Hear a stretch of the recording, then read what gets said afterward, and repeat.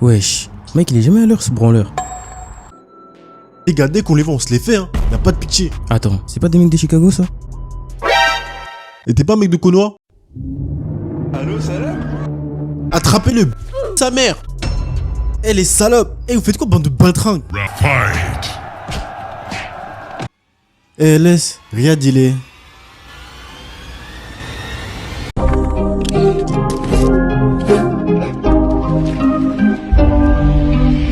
Eh, laisse. Riyad, il est à l'hôpital. Comment ça? Qu'est-ce que tu racontes, hôpital? Riyad, il est à l'hôpital, putain, tu comprends pas? Il s'est passé quoi? Il s'est fait courser par les mecs de Chicago. Et nous, quand on est arrivé, c'était déjà trop tard. Quand on est arrivé, il se faisait piétiner. Là, dis-toi, il est dans le coma. Coma, hein? Comment ça, coma? Quand j'ai entendu le mec dire tout ça, je savais pas comment réagir. J'avais jamais ressenti ça. J'avais 2000 pensées et émotions dans ma tête en même temps. Une sorte de colère, de rage, en même temps une sorte d'incompréhension. Alors pourquoi ça arrivait à lui? Et si Mike serait revenu plus tôt? Et si moi je serais là? Et s'il se réveille pas? Heureusement, on a évité le pire. Le lendemain, Riyad s'est réveillé et il a pu rentrer chez lui. Eh, tu nous as fait trop peur, gros. En tout cas, ils t'ont bien mélangé, hein. Ah, ils t'ont eu, hein. Tous les jours, tu me fais le mec rapide, là, ils t'ont joué en chap-chap. Ça aurait été moi, jamais ils m'attrapent. Ouais, ils m'ont rattrapé, mais en vrai, leur coup, ils faisaient même pas mal, wesh. C'était les coups de béquille qui m'ont eu, hein. Ils sont venus à 20, c'est trop, wesh. Eh, ils savent, en 1v1, 2v1, même 3v1. Je les aurais bang bros, hein. Samuel. Comme tu t'es fait cabosser, ça arrive, mon gars. Encore heureux, t'es tombé dans le coma, wesh. 20 vs 1, wesh. C'est quoi, c'est une vidéo de Strika? Avoue, quand ça s'est passé, t'étais comme ça. T'es trop con, toi. Eh, j'étais soulagé. Tout allait bien. Mais n'empêche, voir mon meilleur ami avec des balafres, ça me serrait le cœur. Il y avait quelque chose qui me laissait pas l'esprit tranquille. Tout ça, c'était tellement injuste.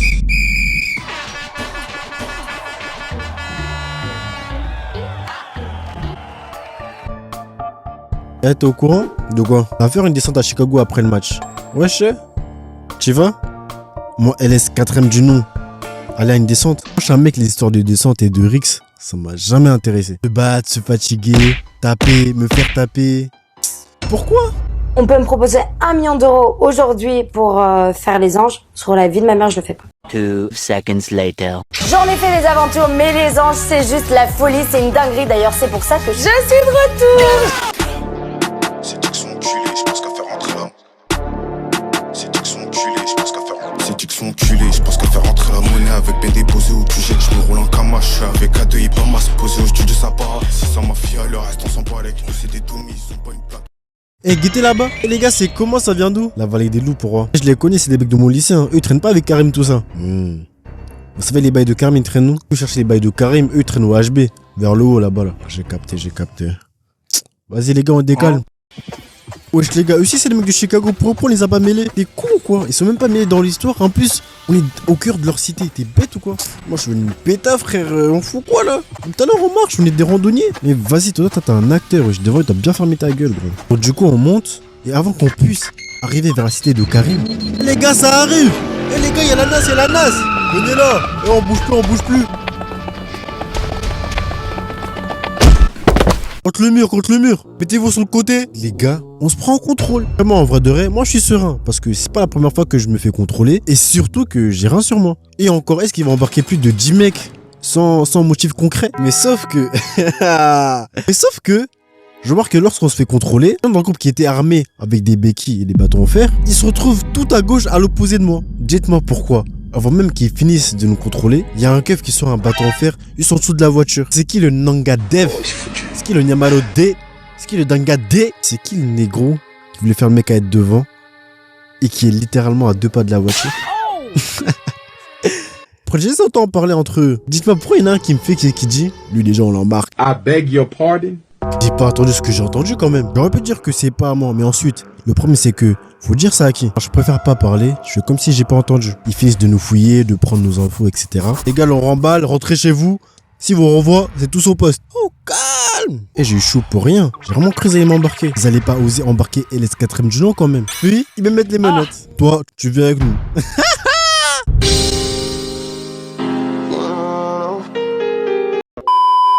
Mode visage fermé, mâchoire gainée, mode gangster. Moi, à ce moment-là, dans ma tête, je suis Tupac. C'est un peu l'horizon. Vous faites quoi? Il a rien fait. Tu veux le rejoindre? Une petite visite au commissariat, ça te dit? Non? Moi, je suis en mode, les gars, y a rien. Chut, calma. Alors que dans ma tête...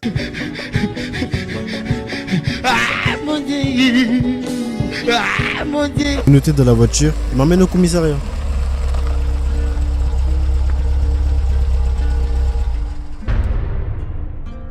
On arrive donc à la première partie de ma première vidéo. Tu connais déjà le topo, menotté aux bandures, démarches, fouilles, empreintes, photos. Quand tout ça c'est fait, il m'emmène dans ma cellule. Et il y avait un autre mec dans ma cellule, un loxé comme ça, tu vois. J'essaie de converser pour faire passer le temps. Wesh mon gars, tu t'es fait péter pour quoi? Moi, tu connais rien de spécial, hein. Juste poignarder un mec, tu vois. C'était rigolo. T'as poignardé... Pourquoi? Il a dit, hein, et je cite, ah, tu connais, hein. Il me cassait les couilles.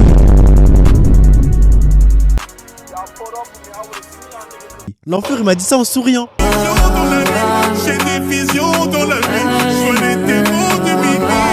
Moi, je disais que j'avais pas dormi avec ce type dans ma cellule. Hein. Il va me planter le cul-à-cul à tout moment, ce gros malade là. Après quelques heures, le boug, ils l'ont fait sortir avant moi. Bon, allez, moi, je me casse, mec.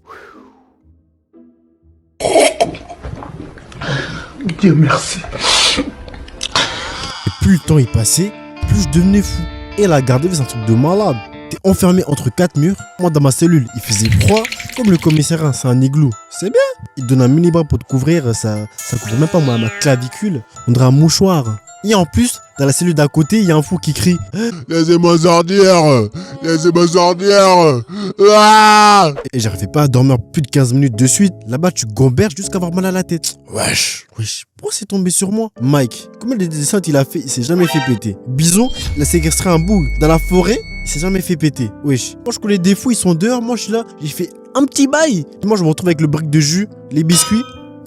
Et vous voyez encore quand tu crois que 30 minutes est passé, tu regardes l'horloge et tu vois qu'il n'y a que 5 minutes qui est passé. Quand je vous dis en JAV, c'est pareil, mais en pire. Déjà que t'as même pas d'horloge, tu demandes aux gens là. La JAV, c'est la salle du temps, la tête de ma mère. J'ai fait que 24 heures et je l'ai senti. H24, on est dans le filon qui rapporte. Fuck la pipi les portes. Tu vois les tours, t'as même pas coffré de pommes. Je t'assure qu'on a fait rentrer des sommes. Ça fait la rue, ça cabale devant les hops. Ça cabale devant les hops. Ils m'ont laissé rentrer, j'allais casser la porte. Tout seul, j'ai la barre. Devant ma quiche, j'ai la barre. Et ce moment où tu sors de la salle du temps, c'est quand tu vas parler avec ton avocat ou avec l'OPJ. Si c'est pas votre marchandise, dites-le clairement. C'est pas la mienne, je vous l'ai déjà dit. Bref, après je retourne encore dans la salle du temps, la tête ma mère, en cellule, gambergeance intense, et j'ai réussi un peu à dormir. Les gens qui disent que les plus belles paroles qu'on puisse te dire c'est je t'aime, ils sont jamais partis en JAV parce que je vous jure, quand j'ai entendu tu sors bientôt, moi j'ai pris un de mes habits, j'ai plus rien à perdre, ça y est. C'était du miel à mes oreilles. Donc là il me faut attendre sur le banc.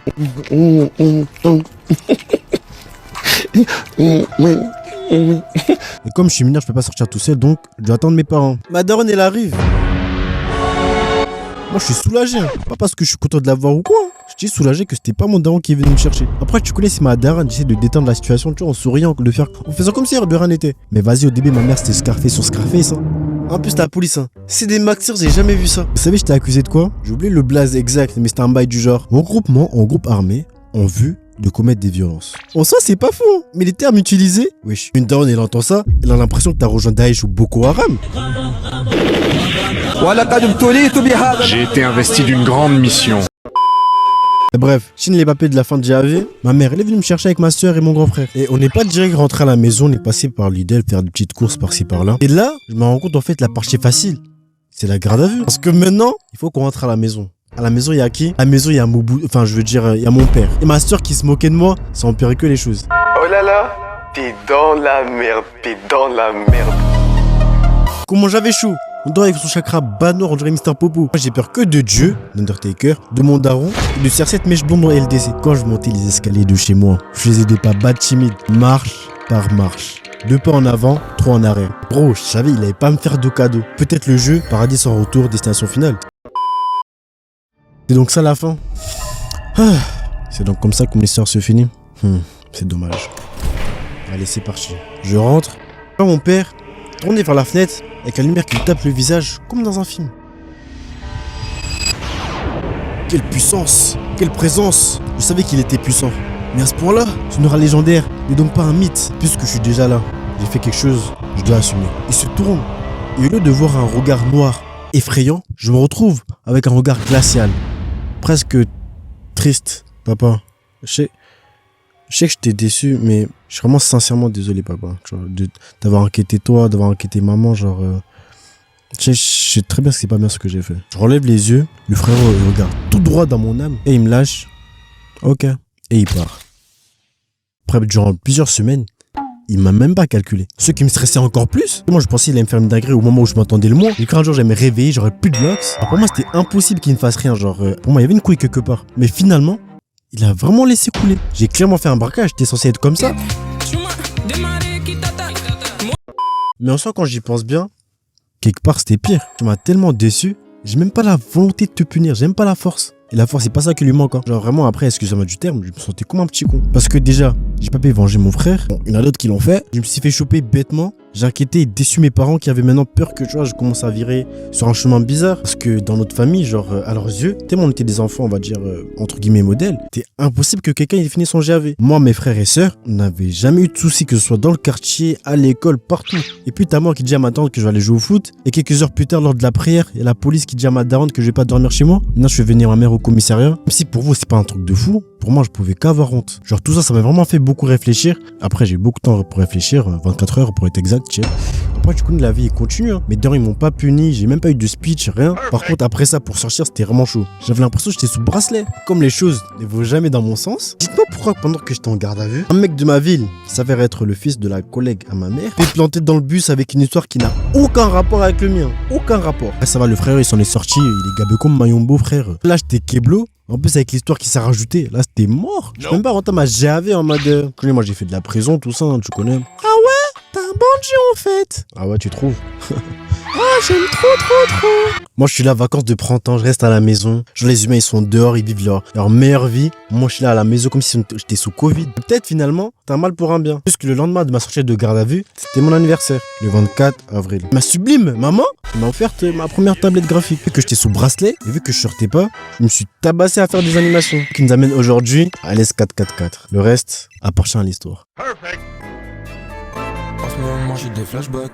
Non je pense pas à toi, j'en ai rien à faire. Je peux mourir comme Biggie et Tupac. De toute façon bah j'ai rien à perdre. Je fais comme un lost quoi qu'il arrive. J'ai mon flow et ma monnaie sans moi. Je suis comme un lost quoi qu'il arrive. Je suis dans mon mood, elle veut danser sans moi. En ce moment j'ai des flashbacks.